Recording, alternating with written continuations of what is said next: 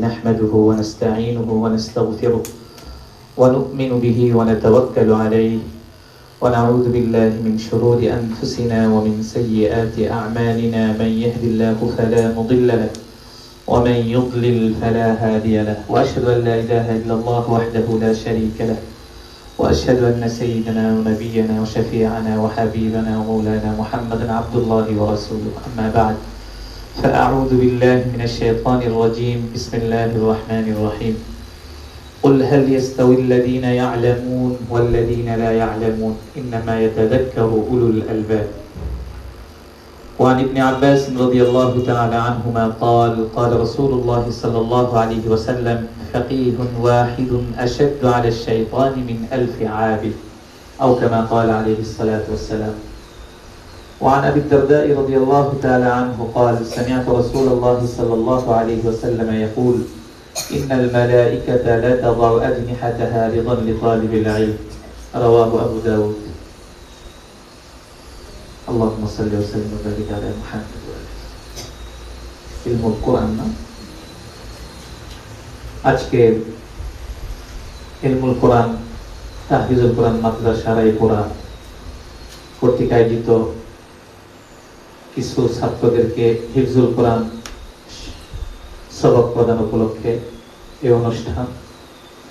আজকের এই অনুষ্ঠানের উপস্থিত গার্ডিয়ান ও দেগা হযরত উলামায়ে কেরাম ও আমার প্রাণের ছাত্র ভাইয়েরা, সর্বপ্রথম শুকরিয়া জ্ঞাপন করছি সেই মহান রব্বুল আলামিনের দরবারে যে মহান রব্বুল আলামিন আমাকে এবং আপনাদের সকলকে এই সুন্দর একটি কোরআনের বাগানে বসে কিছু সময় দেওয়ার আর কিছু আলোচনা শোনার, কোরআনের কিছু তেলাওয়াত শোনার তৌফিক দান করেছেন।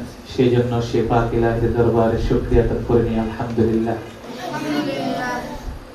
লাখ কোটি দুরূদ সালাম অবতীর্ণ হোক সে পয়গম্বর মুহাম্মদ সাল্লাল্লাহু আলাইহি ওয়াসাল্লামের উপর এবং তার আলো আওলাদগণের উপর, সবাই বলুন আমিন। আমিন।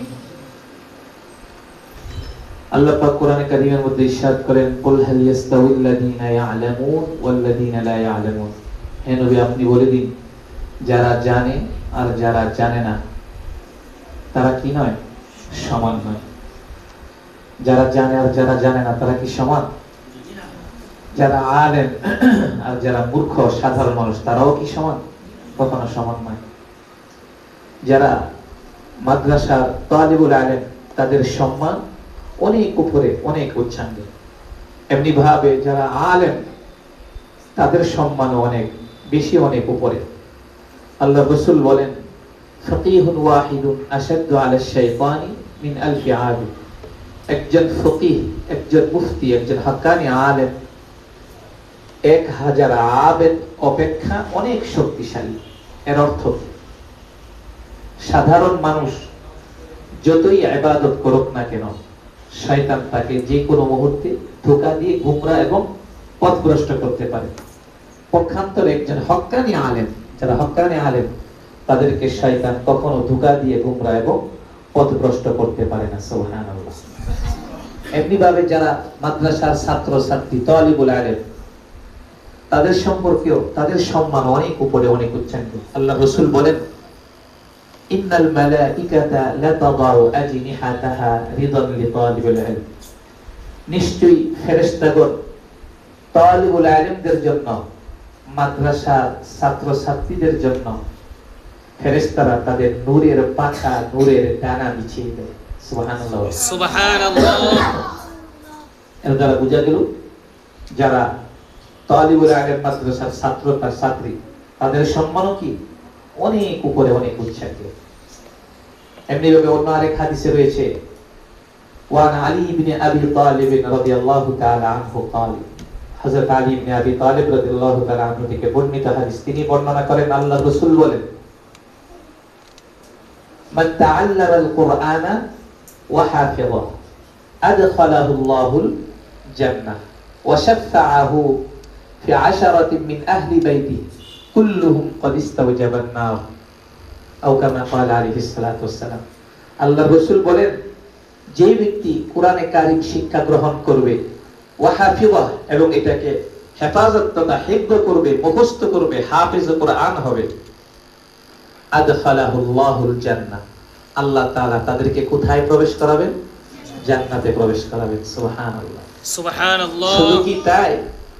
একজন হাফেজ কোরআনে সে তো নিজেই জান্নাতে প্রবেশ করবে এবং তাকেও আবার কি ক্ষমতা দেওয়া হচ্ছে, ওয়াশাফাআহু ফি আশারাতিন মিন আহলি বাইতি কুল্লুহুম ক্বাদ ইস্তাওজাবান নার। সুবহানাল্লাহ সুবহানাল্লাহ।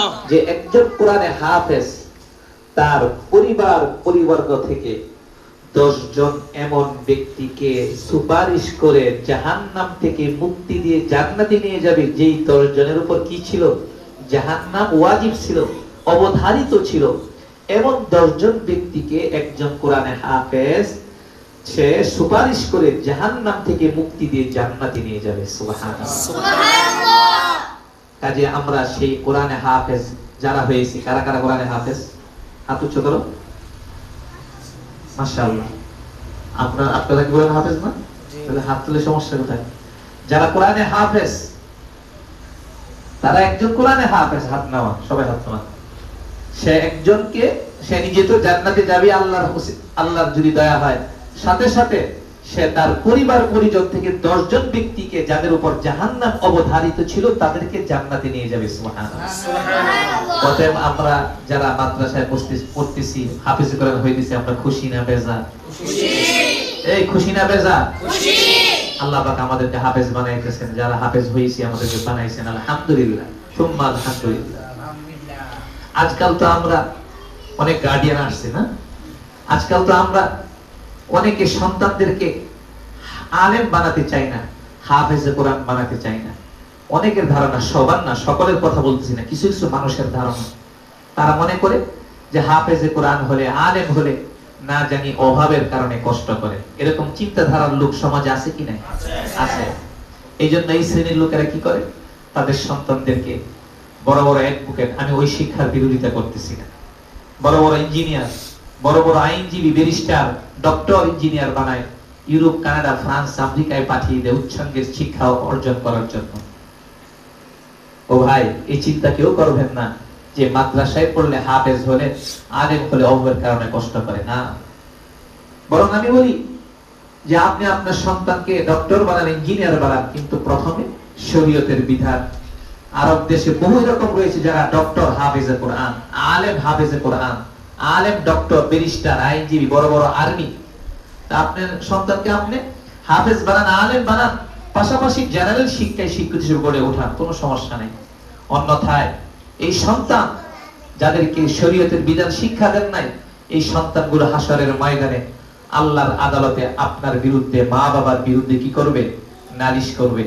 মেয়ে বলবে, ওগো আল্লাহ, আমার মা বাবা আমাকে পর্দার সাথে চলার জন্য বাজার থেকে বোরকা খরিদ করে এনে দেয়নি। সন্তান বলবে,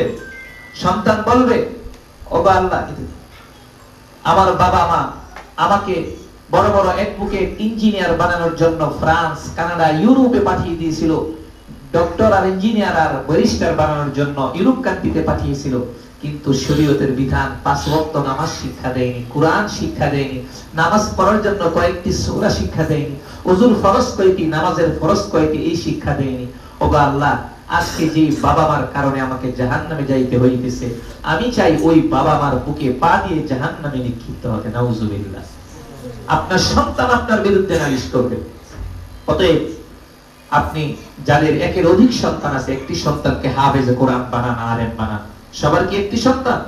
কারো 2টি 4টি, একটি সন্তানকে হাফেজ, আলেম বানান।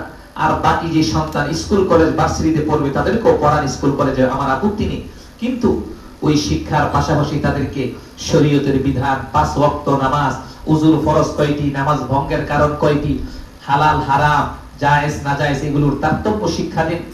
যেহেতু সকালবেলা স্কুল কলেজে চলে যায়, তাদেরকে আসরের পর এই ইলমুল কোরআন, তাহফিজুল কোরআনে পাঠিয়ে দেন, মাগরিবের পরে পাঠিয়ে দেন, এখানে আপনার পার্শ্ববর্তী মাদ্রাসার বা মসজিদের মুয়াজ্জিনের কাছে পাঠিয়ে দিন, সেখানে জেনে ওযুর ফরজ কয়টি, কোরআন পড়া কিভাবে পড়বে এবং নামাজের ফরজ কয়টি এবং শরীয়তের বিধান কি, এগুলো যদি তারা শিখতে পারে, পারবেন তো ইনশাআল্লাহ? আল্লাহ তাআলা আমাদেরকে, আমাদের সন্তানদেরকে, যাদের একের অধিক সন্তানদেরকে যেন আমরা হাফেজে কোরআন, আলেম বানাতে পারি। আর যারা সন্তান, যাদের সন্তানগুলো স্কুল কলেজে পড়ে, ওই শিক্ষার পাশাপাশি শরীয়তের বিধান, 5 ওয়াক্ত নামাজ, ওযুর ফরজ, নামাজের ফরজ, নামাজ পড়ার জন্য কয়েকটি সূরা, কোরআন তেলাওয়াতের শিক্ষা তাদেরকে প্রদান করুন। তাহলে আপনি আল্লাহর আদালত থেকে বাঁচতে পারবেন। অন্যথায় মুসলমান ভাইয়েরা আমার, আল্লাহর আদালত থেকে কোনো গার্ডিয়ান, কোনো বাপ মা বাঁচতে পারবে না, ঠিক কিনা? আল্লাহ পাক আমাদেরকে, আমাদের সন্তানদেরকে কোরআনের শিক্ষায় শিক্ষিত হিসেবে গড়ে তোলার তৌফিক দান করুন। হাফেজ কোরআন আলেম বানানোর তৌফিক দান করুন। স্কুল কলেজে যারা পড়বে তার পাশাপাশি তাদেরকে হাফেজ কোরআন বা শরীয়তের বিধানগুলো কমপক্ষে শিক্ষা দেওয়ার তৌফিক দান করুন। نفعني الله وإياكم بالقرآن الكريم وبسنة نبي الكريم صلى الله عليه وسلم. أقول قولي هذا وأستغفر الله لي ولكم.